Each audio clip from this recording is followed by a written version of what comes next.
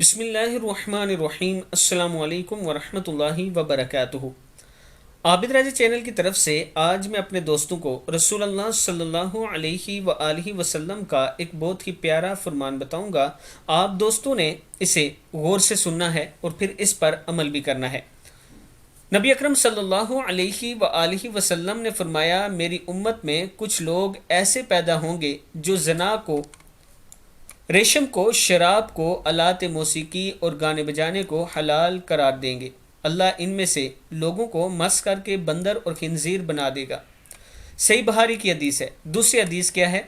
نبی اکرم صلی اللہ علیہ وآلہ وسلم نے فرمایا، جو لوگ موسیقی سننے لگیں اور گانے والیاں عام ہو جائیں، جب لوگ موسیقی سننے لگیں اور گانے والیاں عام ہو جائیں تو زمین میں دسنے کا، صورت مس ہونے کا اور پتھروں کے برسنے کا عذاب آئے گا۔ ترمذی کی حدیث ہے۔ میں اپنے دوستوں سے گزارش کروں گا کہ ان گناہوں سے بچا کریں۔ یہ وہ بڑے بڑے گناہ ہیں جنہیں ہم گناہ سمجھتے ہی نہیں ہیں۔ اللہ تعالی ہم سب کو ایسے گناہوں سے محفوظ رکھے۔ السلام علیکم ورحمۃ اللہ وبرکاتہ۔